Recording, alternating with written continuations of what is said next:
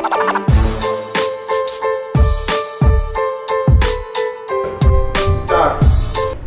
friends, my name is Gurpinder Kaur and I am IELTS trainer from AOC International.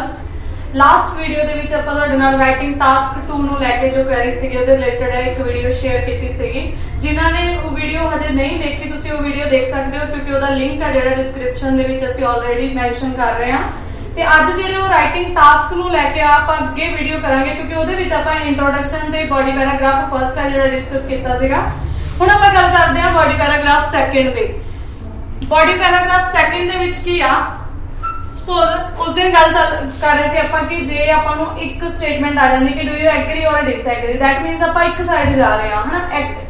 Suppose ਤੁਸੀਂ ਇਕੱਲਾ agri ਜਾ ਰਹੇ ਹੋ ਤਾਂ ਆਬਵੀਅਸਲੀ ਤੁਸੀਂ VP2 ਦੇ ਵਿੱਚ ਵੀ ਆ ਕਿ ਜਿਹੜੇ ਆਪਣੇ ਐਗਰੀ ਦੇ ਹੀ ਪੁਆਇੰਟ ਦਵੋਗੇ ਤਾਂ ਉਹਦੀ ਤੁਸੀਂ ਸਟਾਰਟਿੰਗ ਕਿਹਦੇ ਨਾਲ ਕਰ ਸਕਦੇ ਹੋ, ਬਿਸਾਈਡਸ ਦਿਸ ਜਾਂ ਫਿਰ ਫਰਦਰਮੋਰ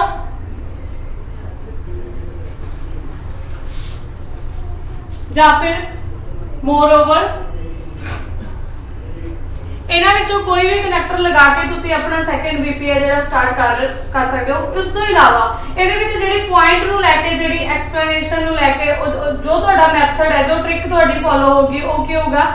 ਸਪੋਜ਼ ਤੁਸੀਂ ਫਰਸਟ ਪੁਆਇੰਟ ਹੈ ਜਿਹੜਾ ਉੱਪਰ ਜੋ VP1 ਦੇ ਵਿੱਚ ਆਪਾਂ ਜਿੱਦਾਂ ਸਟਾਰਟ ਕੀਤਾ ਸੀਗਾ ਕਿ ਸਭ ਤੋਂ ਪਹਿਲਾਂ ਮੇਨ ਪੁਆਇੰਟ ਦੇਣਾ, then explanation, then example at last effect. ਉਦਾਂ ਹੀ ਤੁਸੀਂ ਜੇ ਤੁਹਾਨੂੰ ਲੱਗਦਾ ਹੈ ਕਿ ਸਾਡੀ ਲੈਂਥ ਹੈ ਜਿਹੜੀ ਮੈਨੇਜ ਨਹੀਂ ਹੋ ਰਹੀ ਕਿਉਂਕਿ ਤੁਹਾਡੇ ਕੋਲ 2 ਆਈਡੀਆਜ਼ ਹੀ ਸੀਗੇ ਜਿਹੜੇ ਜਾਂ 3 ਹੀ ਆਈਡੀਆ ਸੀਗੇ ਜਿਨ੍ਹਾਂ ਵਿੱਚੋਂ 2 ਆਲਰੇਡੀ ਤੁਸੀਂ ਬਾਡੀ ਪੈਰਾਗ੍ਰਾਫ ਫਰਸਟ ਦੇ ਵਿੱਚ ਮੈਂਸ਼ਨ ਕਰ ਚੁੱਕੇ ਹੋ ਤਾਂ ਤੁਹਾਡੇ ਕੋਲ ਇੱਕ ਹੀ ਪੁਆਇੰਟ ਬਚਿਆ ਤਾਂ ਤੁਸੀਂ ਸੇਮ ਹੈ ਜਿਹੜੀ ਸਟ੍ਰੈਟਜੀ ਹੈ ਉਹੀ ਫੋਲੋ ਕਰ ਸਕਦੇ ਹੋ। ਜਿੱਦਾਂ ਕਿ ਸਭ ਤੋਂ ਪਹਿਲਾਂ ਮੇਨ ਪੁਆਇੰਟ ਜਿਹੜੀ ਕਿ ਆਲਮੋਸਟ 1 ਲਾਈਨ ਦੇ ਵਿੱਚ ਹੋਊਗਾ, ਉਸ ਤੋਂ ਬਾਅਦ ਐਕਸਪਲੇਨੇਸ਼ਨ ਜਿਹੜੀ ਕਿ ਆਲਮੋਸਟ 3 to 4 ਲਾਈਨਸ ਦੇ ਵਿੱਚ ਹੋਊਗੀ, ਦੈਨ ਐਗਜ਼ਾਮਪਲ ਜਿਹੜੀ ਕਿ 3 to 4 ਲਾਈਨਸ ਦੇ ਵਿੱਚ ਹੋਊਗੀ, ਐਟ ਲਾਸਟ ਇਫੈਕਟ ਜਿਹਨੂੰ ਆਪਾਂ ਰਿਜ਼ਲਟ ਕਹਿੰਦੇ ਆ, ਠੀਕ ਹੈ, ਉਹ 1 ਲਾਈਨ ਦੇ ਵਿੱਚ ਹੋਊਗਾ। ਠੀਕ ਹੈ, ਇਸ ਮੈਥਡ ਨਾਲ ਕੀ ਹੈ ਕਿ ਆਪਣਾ ਪੁਆਇੰਟ ਹੈ ਜਿਹੜਾ ਉਹਨੂੰ ਡਿਸਕ੍ਰਾਈਬ ਕਰ ਸਕਦੇ ਆ। ਬਾਈ ਚਾਂਸ ਕੀ ਹੈ ਤੁਹਾਡੇ ਕੋਲ ਅਨਦਰ ਐਗਜ਼ਾਮਪਲ ਨਹੀਂ ਹੈਗੀ ਕਿਉਂਕਿ ਤੁਸੀਂ ਇੱਕ ਐਗਜ਼ਾਮਪਲ ਆਲਰੇਡੀ ਹੈ ਜਿਹੜੀ ਉਹ ਮੈਂਸ਼ਨ ਕਰ ਚੁੱਕੇ ਹੋ ਬਾਡੀ ਪੈਰਾਗ੍ਰਾਫ ਫਰਸਟ ਦੇ ਵਿੱਚ, ਤਾਂ ਸਿੰਪਲੀ ਤੁਸੀਂ ਆਪਣੀ ਐਕਸਪਲੇਨੇਸ਼ਨ ਨਾਲ ਵੀ ਜਿਹੜਾ ਪੁਆਇੰਟ ਹੈ ਉਹਨੂੰ ਸਟ੍ਰੈਚ ਕਰ ਸਕਦੇ ਹੋ। ਉਹਦੇ ਵਿੱਚ ਕੀ ਚੀਜ਼ਾਂ ਕਰਨ ਦੀ ਜ਼ਰੂਰਤ ਹੋਊਗੀ ਤੁਹਾਨੂੰ, ਫਸਟ ਆਫ ਆਲ ਤੁਸੀਂ ਆਪਣੀ ਕੰਪਲੈਕਸਿਟੀ ਐਡ ਕਰੋਗੇ। ਇਹਦੇ ਵਿੱਚ ਜਿਹੜਾ ਸਿੰਪਲ ਸੈਂਟੈਂਸ ਹੈ ਉਹ ਮੇਨ ਪੁਆਇੰਟਸ ਆ ਗਿਆ, ਦੈਨ ਤੁਹਾਡਾ ਕੰਪਲੈਕਸ ਕੰਪਾਊਂਡ ਪੁਆਇੰਟ ਆ ਜਾਊਗਾ, ਠੀਕ ਹੈ, ਉਹ ਸੈਂਟੈਂਸ ਆ ਜਾਊਗਾ। ਉਹਦੇ ਨਾਲ ਤੁਸੀਂ ਸਿੰਪਲ ਇੱਕ ਹੋਰ ਪੁਆਇੰਟ ਜਿਹੜਾ ਲਾਈਨ ਆ ਐਡ ਕਰ ਸਕਦੇ ਹੋ ਕੰਪਲੈਕਸ ਸੈਂਟੈਂਸ ਦੇ। ਉਸ ਤੋਂ ਇਲਾਵਾ ਬਾਈ ਚਾਂਸ ਤੁਹਾਨੂੰ ਲੱਗਦਾ ਹੈ ਕਿ ਨਹੀਂ ਮੇਰੀ ਹਜੇ ਵੀ ਹੈ ਜਿਹੜੀ ਉਹ ਲੈਂਥ ਆ ਉਹ ਨਹੀਂ ਮੈਨੇਜ ਹੋ ਰਹੀ ਤਾਂ ਤੁਸੀਂ ਇੱਕ ਪੁਆਇੰਟ ਆ ਇਦਾਂ ਦਾ ਜਿਹੜਾ ਤੁਹਾਨੂੰ ਲੱਗਦਾ ਹੈ ਕਿ ਉਹ ਐਕਸਪਲੇਨੇਸ਼ਨ ਨਾਲ ਸਟ੍ਰੈਚ ਨਹੀਂ ਹੋਣਾਗਾ ਬਟ ਮੈਂ ਉਸ ਪੁਆਇੰਟ ਨੂੰ ਇਹਦੇ ਨਾਲ ਹੀ ਰਿਲੇਟ ਕਰ ਸਕਦਾ ਵਾਂ ਤਾਂ ਤੁਸੀਂ ਇੱਕ ਵਰਡ ਆ ਜਿਹੜਾ ਯੂਜ਼ ਕਰਕੇ ਪਲੱਸ, ਠੀਕ ਹੈ, ਇਹ ਵਰਡ ਕੀ ਆ, ਇਹਦਾ ਮਤਲਬ ਇਹ ਨਹੀਂਗਾ ਕਿ ਤੁਸੀਂ ਇੱਕ ਪੁਆਇੰਟ ਐਡ ਕਰ ਰਹੇ ਹੋ। ਇਹਦਾ ਮਤਲਬ ਇਹ ਹੈ ਕਿ ਤੁਸੀਂ ਉਹਦੀ ਐਡੀਸ਼ਨਲ ਇਨਫੋਰਮੇਸ਼ਨ ਦੇ ਰਹੇ ਹੋ ਜੋ ਤੁਸੀਂ ਮੇਨ ਆਈਡੀਆ ਆਲਰੇਡੀ ਦਿੱਤਾ ਤਾਂ ਤੁਸੀਂ ਪਲੱਸ ਦਾ ਯੂਜ਼ ਕਰਕੇ ਕੀ ਹੈ ਆਪਣਾ ਜਿਹੜਾ ਪੁਆਇੰਟ ਹੈ ਉਹਨੂੰ ਸਟ੍ਰੈਚ ਕਰ ਸਕਦੇ ਹੋ। ਜੇ ਤੁਹਾਡੇ ਕੋਲ 4 ਆਈਡੀਆਜ਼ ਹੈਗੇ ਨੇ ਫਿਰ ਤਾਂ ਤੁਹਾਨੂੰ ਵਰੀ ਹੋਣ ਦੀ ਕੋਈ ਜ਼ਰੂਰਤ ਹੀ ਨਹੀਂ ਹੈਗੀ ਕਿਉਂਕਿ ਤੁਸੀਂ ਜਿਹੜਾ BP ਸੈਕੰਡ ਆ ਉਹਦੇ ਵਿੱਚ ਮੇਨ ਪੁਆਇੰਟ ਹੈ ਜਿਹੜਾ ਇਸ ਮੈਥਡ ਨਾਲ ਦੇ ਕੇ ਉਸ ਤੋਂ ਇਲਾਵਾ ਜਿਹੜਾ ਸੈਕੰਡ ਪੁਆਇੰਟ ਹੋਗਾ ਉਹਦੀ ਜਸਟ ਐਕਸਪਲੇਨੇਸ਼ਨ ਤੇ ਵਰਕਆਊਟ ਕਰ ਸਕਦੇ ਹੋ। ਉਸ ਤੋਂ ਇਲਾਵਾ ਸੈਕੰਡ ਥਿੰਗ ਕੀ ਆ, ਜਿਹੜਾ ਰਾਈਟਿੰਗ ਦਾ ਮੇਨ ਜਿਹੜੀ ਸਟ੍ਰੈਟਜੀ ਆ ਉਹਨੂੰ ਫੋਲੋ ਕਰਨ ਦਾ ਮੈਥਡ ਆਪਣਾ ਕੀ ਆ, P method, point, explanation, example and then effect. P method follow ਕਰਨ ਦਾ ਮਤਲਬ ਕੀ ਆ, ਹੁਣ ਬਹੁਤ ਸਾਰੇ ਸਟੂਡੈਂਟਸ ਕਹਿੰਦੇ ਨੇ ਕਿ ਸਾਨੂੰ ਵੀ ਜ਼ਰੂਰੀ ਨਹੀਂ ਹੈ ਕਿ ਹਰ ਇੱਕ ਆਈਡੀਆ 'ਚ ਅਸੀਂ ਇਸੇ ਮੈਥਡ ਨੂੰ ਹੀ ਫੋਲੋ ਕਰੀਏ ਜਾਂ ਹਰ ਇੱਕ ਆਈਡੀਆ ਦੇ ਵਿੱਚ ਕੀ ਹੈ ਕਿ ਅਸੀਂ ਇਸ ਨੂੰ ਇਦਾਂ ਸਟ੍ਰੈਚ ਕਰ ਸਕੀਏ।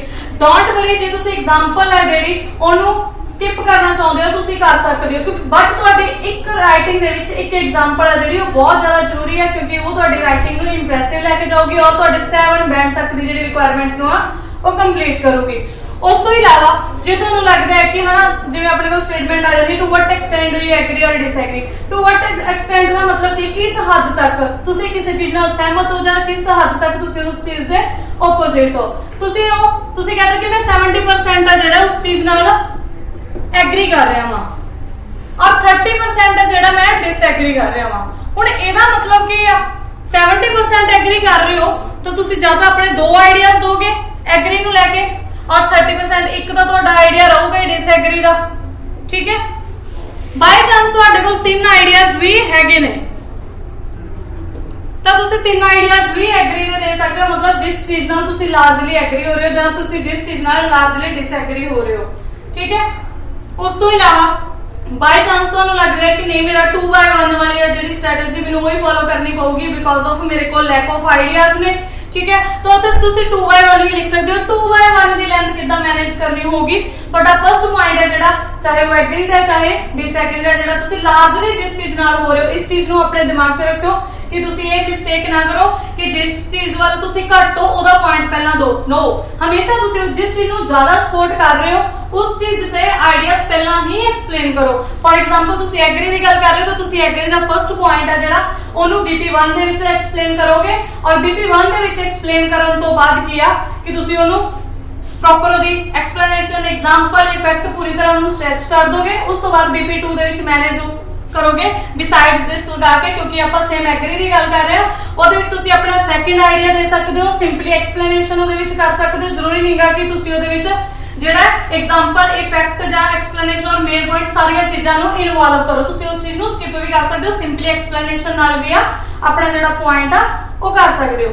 ਉਸ ਤੋਂ ਇਲਾਵਾ ਹੁਣ ਤੁਹਾਡੇ ਕੋਲ ਬਚਿਆ ਡਿਸਐਗਰੀ ਦਾ ਪੁਆਇੰਟ। ਹੁਣ ਡਿਸਐਗਰੀ ਦਾ ਪੁਆਇੰਟ ਬਣਾਉਣ ਲਈ ਤੁਹਾਨੂੰ ਕੋਈ ਅਲੱਗ ਤੋਂ BP ਬਣਾਉਣ ਦੀ ਜ਼ਰੂਰਤ ਨਹੀਂ ਹੈਗੀ। ठीक है, ਉਹਦਾ ਤੁਸੀਂ ਆਪਣਾ ਇਹਦੇ ਵਿੱਚ ਹੀ ਮੈਨੇਜ ਕਰ ਸਕਦੇ ਹੋ। However nevertheless on the other hand nonetheless ਲਗਾ ਕੇ ਆਪਣਾ ਇੱਕ ਜਿਹੜਾ ਆਪੋਜ਼ਿਟ ਦਾ ਪੁਆਇੰਟ ਹੈ ਜਿਹੜਾ ਦੇ ਸਕਦੇ ਆ। ਇੱਕ ਚੀਜ਼ ਹਮੇਸ਼ਾ ਧਿਆਨ 'ਚ ਰੱਖੋ ਕਿ ਜਦੋਂ ਵੀ ਤੁਸੀਂ ਡਿਸਐਗਰੀ ਦਾ ਪੁਆਇੰਟ ਦਿੰਦੇ ਹੋ ਤਾਂ ਕਦੀ ਵੀ ਇਦਾਂ ਦਾ ਪੁਆਇੰਟ ਨਾ ਦਿਓ ਜਿਹਦੇ ਨਾਲ ਤੁਸੀਂ ਆਪਣੇ ਪੁਆਇੰਟ ਨੂੰ ਹੀ ਕੰਟਰਾਡਿਕਟ ਕਰ ਦਿਓ।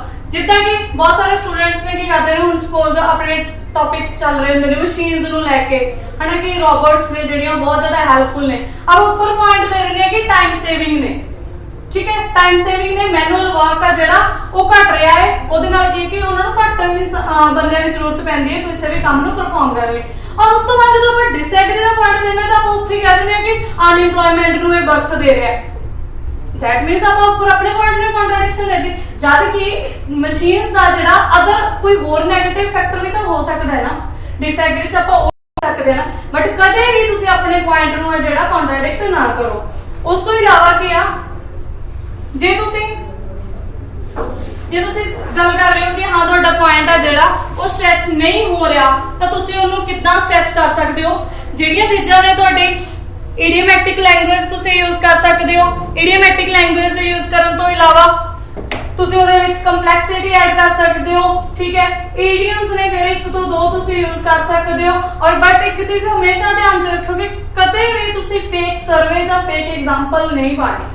ਤੁਹਾਨੂੰ ਐਗਜ਼ੈਕਟ ਐਗਜ਼ਾਮਪਲ ਨਹੀਂ ਪਤਾ ਤੁਸੀਂ ਕਿਸੇ ਕੰਟਰੀ ਦਾ ਨਾਮ ਲੈ ਕੇ ਉਹਦਾ ਐਗਜ਼ੈਕਟ ਪ੍ਰੋਪੋਰਸ਼ਨ ਨਾ ਮੈਂਸ਼ਨ ਕਰੋ। ਜਿੱਦਾਂ ਆਪਾਂ ਕਹਿ ਸਕਦੇ ਕਿ ਮੋਸਟ ਆਫ ਦੀ ਇੰਡੀਵਿਜੂਅਲਸ ਜਾਂ ਨੰਬਰ ਆਫ ਇੰਡੀਵਿਜੂਅਲਸ, ਐਦਾਂ ਗੱਲ ਕਰ ਸਕਦੇ ਆ। ਜੇ ਤੁਸੀਂ ਐਗਜ਼ੈਕਟ ਪ੍ਰੋਪੋਰਸ਼ਨ ਹੈ ਜਿਹੜਾ ਪਰਸੈਂਟੇਜ ਦਾ ਮੈਂਸ਼ਨ ਕਰੋਗੇ ਦੈਟ ਮੀਨਸ ਉਹ ओरिजिनल होना चाहिए और इन्ना ज्यादा डाटा आप नहीं कलेक्ट कर सकते।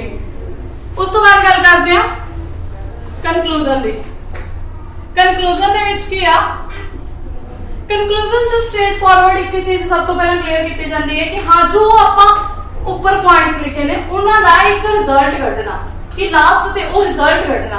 रिजल्ट कढन दा मतलब की आ, हुण कंक्लूजन आ तो मोस्टली स्टूडेंट कहते हैं कि पहले तो सानू ये नहीं पता लगता है कि इसकी स्टार्टिंग किद्दां करनी है। To conclude, I would like to restate that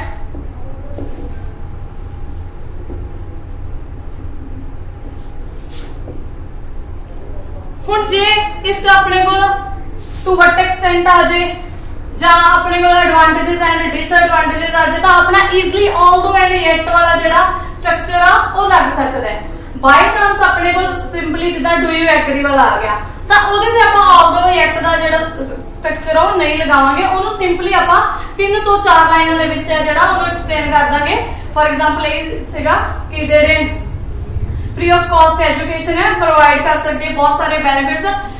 to conclude I would like to restate that free of cost education provide numerous kind of benefits to the individuals because with the help of it government can reduce the power of unemployment and even they can also reduce the जो भी तुसीं अगे दे education level है जिहड़ा वो set हो सकता है, जां कंट्री की जिहड़ी इकोनॉमी आ ਉਹਨੂੰ ਸੈੱਟ ਕਰ ਸਕਦੇ ਨੇ। ਤਾਂ ਤੁਹਾਡਾ ਜਿਹੜਾ ਸਟਰਕਚਰ ਆ ਆਲਦੋ ਯੈਟ ਵਾਲਾ ਜਿਹੜਾ ਮੈਂ ਤੁਹਾਨੂੰ ਵਾਰ-ਵਾਰ ਦੱਸ ਰਹੀ ਆ ਉਹ ਤੁਹਾਡਾ to what extent advantages and disadvantages, ठीक है, ਇਹਦੇ ਵਿੱਚ ਬਹੁਤ ਵਧੀਆ ਲੱਗੂਗਾ। ਔਰ ਤੁਸੀਂ ਆਲਦੋ ਲਗਾ ਕੇ ਪਹਿਲਾਂ ਬੈਨੀਫਿਟਸ ਦੱਸ ਦਿਓ, ਫਿਰ ਯੈਟ ਲਗਾ ਕੇ ਤੁਸੀਂ ਦੱਸ ਸਕਦੇ ਹੋ ਕਿ ਇਹਦੇ ਜਿਹੜੇ ਡੀਮੈਰਿਟਸ ਨੇ ਜਾਂ 네ਗੇਟਿਵ ਫੈਕਟਰਸ ਨੇ ਉਹ ਵੀ ਆਪਾਂ ਨਿਗਲੈਕਟ ਨਹੀਂ ਕਰ ਸਕਦੇ। ਐਦਾਂ ਤੁਹਾਡਾ ਜਿਹੜਾ ਕਨਕਲੂਜਨ ਆ ਉਹ ਖਤਮ ਹੋ ਜਾਊਗਾ। ਔਰ ਕੋਸ਼ਿਸ਼ ਕਰੋ ਤੁਹਾਡੇ ਕਨਕਲੂਜਨ ਦੀ ਜਿਹੜੀ ਲੈਂਥ ਹੈ 3 ਜਾਂ 4 ਲਾਈਨਾਂ ਤੋਂ ਉੱਪਰ ਨਾ ਹੋਵੇ। ਬਹੁਤ ਸਾਰੇ ਸਟੂਡੈਂਟ ਨੇ 6-6 7-7 ਲਾਈਨਾਂ ਦੀ ਜਿਹੜਾ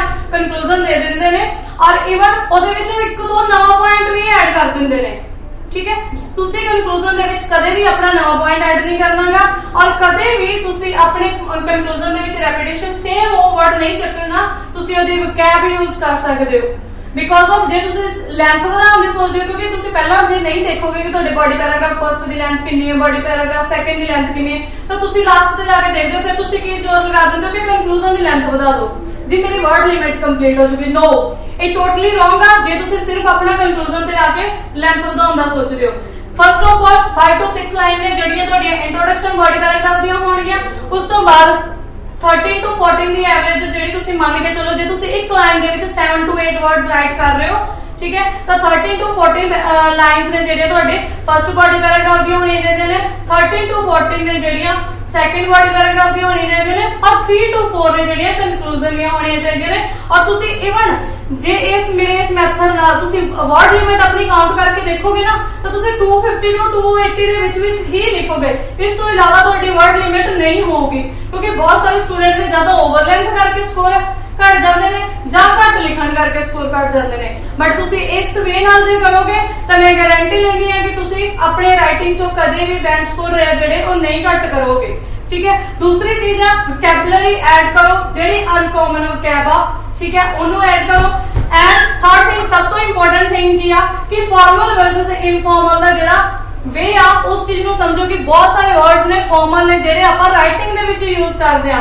for example bye, go, help, no, ਐਦਾਂ ਦੇ ਵਰਡਸ ਨੇ ਇਹ ਫਾਰਮਲ ਨੇ ਬਟ ਆਪਾਂ ਇਹਨਾਂ ਨੂੰ ਰਾਈਟਿੰਗ ਦੇ ਵਿੱਚ ਯੂਜ਼ ਕਰ ਰਹੇ ਆ, ठीक है, ਜਿਹੜੇ ਆਪਣੇ ਬੈਂਡ ਡਿਡਕਟ ਕਰਵਾਉਂਦੇ ਨੇ। ਤਾਂ ਕੋਸ਼ਿਸ਼ ਕਰੋ ਇਹਨਾਂ ਐਦਾਂ ਦੇ ਵਰਡਸ ਨੇ ਜਿਹੜੇ ਉਹਨਾਂ ਨੂੰ ਰਿਪਲੇਸ ਕੀਤਾ ਜਾਵੇ, ठीक है, ਔਰ ਤੁਹਾਡੀ ਰਾਈਟਿੰਗ ਹੈ ਜਿਹੜੀ ਉਹ ਟੋਟਲੀ ਇਨਫਾਰਮਲ ਹੋਵੇ। Thank you so much. ਤੇ ਤੁਸੀਂ ਸਾਡੀ ਵੀਡੀਓ ਨੂੰ ਲਾਈਕ, ਕਮੈਂਟ ਐਂਡ ਸ਼ੇਅਰ ਜ਼ਰੂਰ ਕਰਿਓ ਤੇ ਸਾਡੇ ਚੈਨਲ ਨੂੰ ਸਬਸਕ੍ਰਾਈਬ ਜ਼ਰੂਰ ਕਰਿਓ। Thank you so much.